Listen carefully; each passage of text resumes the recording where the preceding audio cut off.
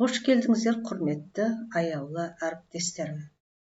Жамбыл облысы Шу қаласы Төле би атындағы орта мектебінің қазақ тілі мен қазақ әдебиеті пән мұғалімі Қуанышбекова Нағима Нағашбекқызы.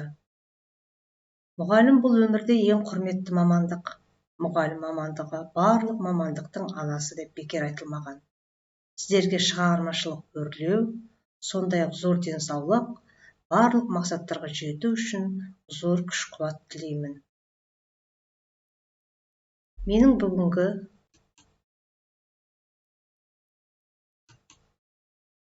сіздермен бөлісейін деп отқаным тақырыбы эссе құрылымы және оған қойылатын талаптар.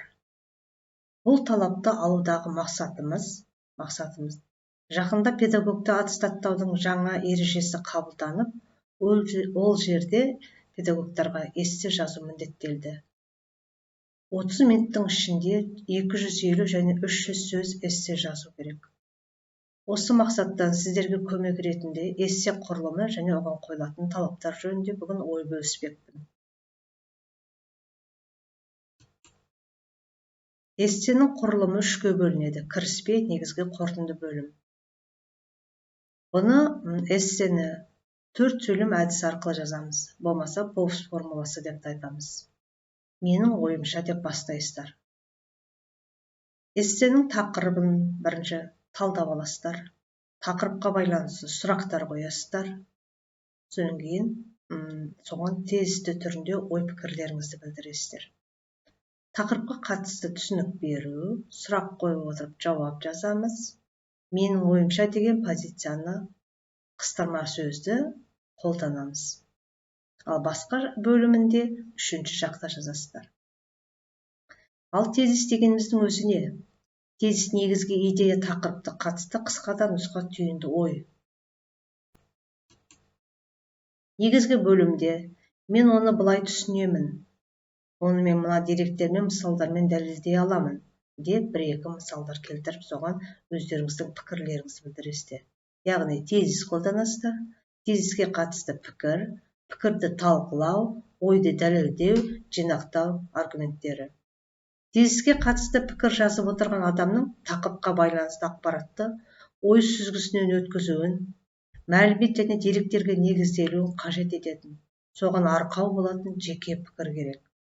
Пікірге қатысты аргумент, тезиске айтылған пікірге түсінік беріп, көтерілген мәселенің әр қырынан қарастыру, сыни талдау жасау, салыстырмалы түрде жазу, жинақтау, дәйектеу, дәлелдеу келтіру керек.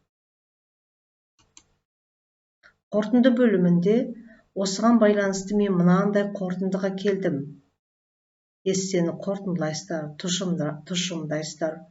Оқырманға ұсыныс, шешім айтсаңыздар болады. Ал бірақ сол қорытынды бөлімінде менің ойымша деп сұраққа қайта жауап бермейсіздер. Ой тұжырымы көтерілген мәселе берілген сұраққа немесе тақырыпқа байланысты тезисті түйіндеген ой көзқарас ұстанымды қорытындылау, жалпы қорытынды шешім немесе өзіндік ұсыныс пікір жазылу керек. Бұл сіздерге түсінікті болды деп ойлаймын. Эссе жазуға қалай дайындалу керек? Эссе жазу тақырыпты бірнеше рет оқып алғаннан кейін, эссе жазуға мен неге, не үшін жазып отырмын? Менің жұмысымды кім оқиды? Басқа оқырманға қызықтыра ма? Мен қандай идеяларды айтқым келеді? Маңызды ақпаратты мен қай жерден іздеп таба аламын? Деген сияқты сұрақтарды қойып алу керек. Осы сұрақтарға ой елегінен дайындалып жазсаңыздар болады. Эссе жазудың нақты мақсаты қандай? Белгілі мәселе бойынша, тақырыптағы мәселе бойынша өз пікірін айту, дәлелдеу, мәселеге қатысты өз ойын, әсерін көрсетеді.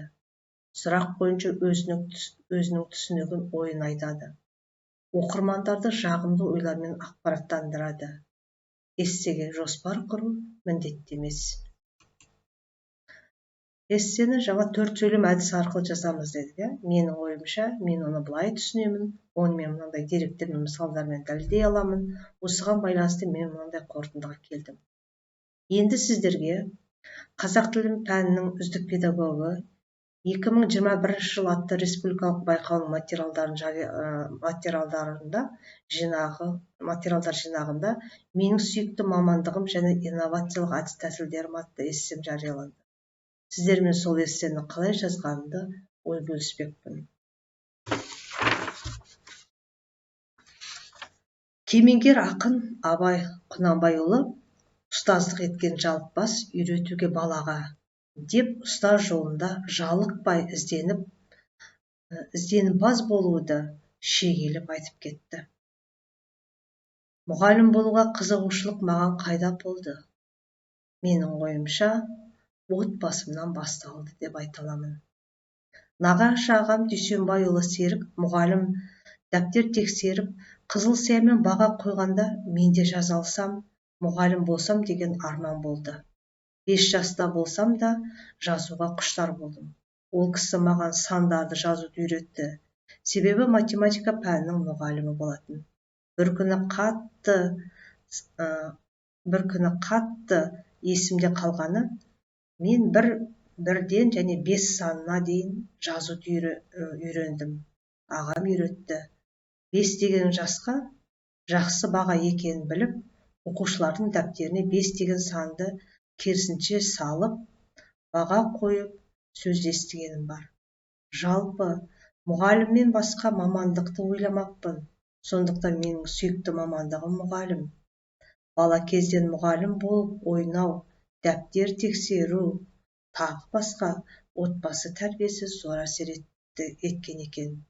Міне, осылай шағын ғана, мысалы 100% жазу керек болса, соның 20% кіріспе, 50% негізгі бөлімде кету керек, 30% қорытындысында кету керек. Енді негізгі бөлімнің азат жолдан бастап, ұстаз адамгершілігі мол, мейірімді тұлға.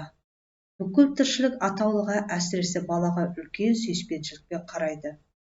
Ұстаз жақсылыққа бастайтын жарық жұлдыз. Еліміздің ертеңі, болашағы бүгінгі мектеп қабырғасынан алған білім нәрімен сусындатушы, білімді оқытушы, қалыптастырушы. Сондықтан да оқушыларға сапалы білім берудің тиімді жолдарын іздестіру бүгінгі таңда өзекті мәселе.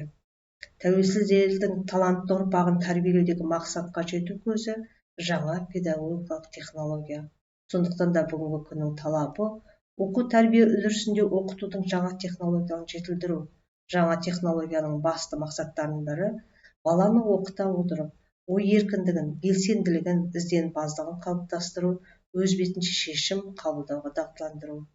Жаңа технологияны игеру үшін Тараз қаласындағы өрлеу біліктілікті арттыру орталығында 3-ші деңгейлік курсты оқығаныма қатты қуанамын. Деген сияқты ары қарай өз ойларыңызды өрбітесіздер.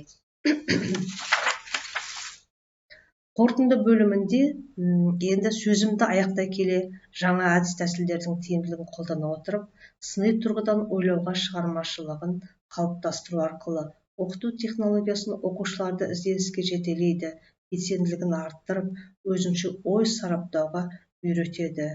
Әр мұғалім сабақ өткізген кезде, енді ортасына кішкене тезис жібересіңдер, соған пікір бересіздер, сөйтіп қорытындысы деп қояйын. Әр мұғалім сабақ өткізген кезде оқушыларға сапалы білім беру үшін жаңа технологияларды пайдалана отырып білім берсе, оқушылардың қызығушылығын арта түсері анық. Сондықтан да білім нәрімен сусындатып келе жатқан ұстаздарға шәкірт жүрегінде мәңгі қалып, ұрпағымен мың жасасын. Міне осындай сіздерге қысқа да болса нұсқа эссе жазудың құрылымын сіздерге түсіндірдім деп ойлаймын. Енді сіздерден кері байланыс ретінде менің сүйікті мамандығым және инновациялық әдіс тәсілдерім тақырыбында эссе жазып көрсеңіздер, бұл сіздерге алдын ала дайындық болар еді.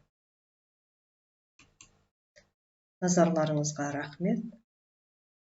Бүгінгі менің эссе құрылымы жайлы оған қойылатын талаптар сіздерге көмек болар деп ойлаймын.